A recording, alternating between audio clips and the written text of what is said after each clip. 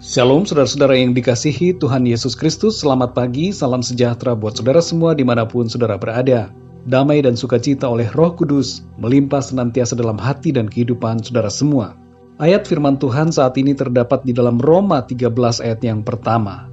Tertulis demikian, tiap-tiap orang harus takluk kepada pemerintah yang di atasnya, sebab tidak ada pemerintah yang tidak berasal dari Allah, dan pemerintah-pemerintah yang ada ditetapkan oleh Allah.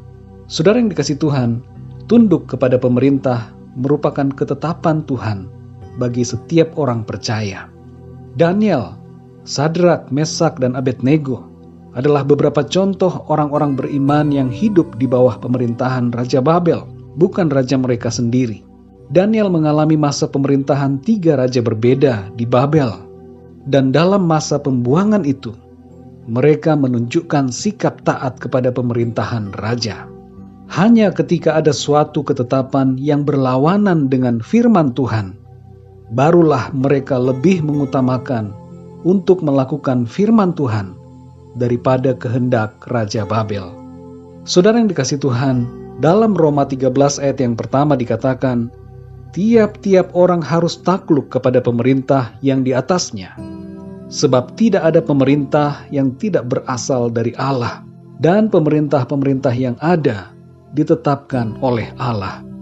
Dalam masa-masa di mana bumi ini sedang dilanda wabah penyakit, banyak pemerintahan di dunia memberikan pembatasan aktivitas dengan maksud mencegah penyebaran wabah ini. Sebagai anak-anak Tuhan, sikap yang harus kita tunjukkan adalah mengikuti apa yang dianjurkan oleh pemerintah.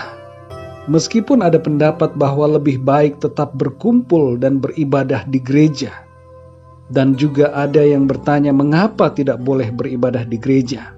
Saudara yang dikasihi Tuhan, mari kita gunakan hikmat dan pengertian yang dari Tuhan. Beribadah itu bukan hanya di gedung gereja. Beribadah bisa dilakukan di mana saja. Karena ibadah itu hakikatnya adalah hidup kita yang dipersembahkan kepada Tuhan. Hidup yang berkenan, yang menuruti kehendak firman Tuhan. Pemerintah tidak melarang ibadahnya, hanya membatasi sementara waktu kegiatan di gedung gereja yang mengundang banyak orang. Jadi mari kita ikuti apa yang dianjurkan oleh pemerintah, karena pemerintah yang ada ditetapkan oleh Tuhan. Jangan kita menjadi batu sandungan bagi orang lain karena tindakan yang berlawanan dengan anjuran pemerintah di masa-masa sekarang ini. Iman kita tidaklah berkurang karena tidak beribadah atau berkumpul di gedung gereja. Justru iman kita semakin kuat karena secara pribadi dan mandiri kita mencari Tuhan di tempat tinggal kita. Sekarang ini ibadah bisa dilakukan secara online bersama-sama dari tempat yang berbeda-beda.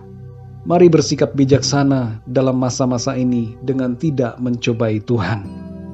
Saudara yang dikasihi Tuhan, tunjukkan jati diri kita sebagai anak-anak Tuhan yang mentaati pemerintah, dan doakan pemerintah kita agar senantiasa diberikan hikmat dari Tuhan dalam mengambil keputusan dan kebijakan. Dan mari kita doakan juga agar Tuhan memulihkan keadaan bumi ini, melalukan wabah penyakit ini, memberikan kepada kita kekuatan, dan berdoa pula agar setiap orang mencari Tuhan dan hidup dalam kebenaran firman-Nya. Kuasa Tuhan tetap sama dan tidak berubah. Ia adalah tempat perlindungan dan kekuatan kita. Tetap beriman dan percaya kepada Tuhan dengan teguh. Jangan kita goyah dan jalani hidup ini dengan hikmat sesuai dengan tuntunan firman Tuhan. Mari kita berdoa, saudara. Bapa kami di dalam surga, Bapa di dalam nama Tuhan Yesus Kristus, terima kasih kami mengucap syukur untuk firman-Mu Tuhan, yang mengajar kami untuk tunduk kepada pemerintah yang ada. Sebab pemerintahan yang ada ditetapkan oleh Engkau sendiri ya Tuhan. Ajar kami Tuhan untuk bersikap bijaksana dan menunjukkan jati diri kami sebagai anak-anak Tuhan yang taat kepada pemerintah. Berkati pemerintahan bangsa dan negara kami ya Tuhan, agar Tuhan memberikan hikmat kepada pemimpin negara kami, dan Engkau menolong agar setiap keputusan dan kebijakan yang diambil adalah yang terbaik yang sesuai dengan hikmat dari Tuhan. Pulihkanlah ya Tuhan keadaan bangsa-bangsa di dunia ini. Lalukanlah wabah penyakit ini Tuhan dengan kuasa dan kasih-Mu. Terima kasih Bapa.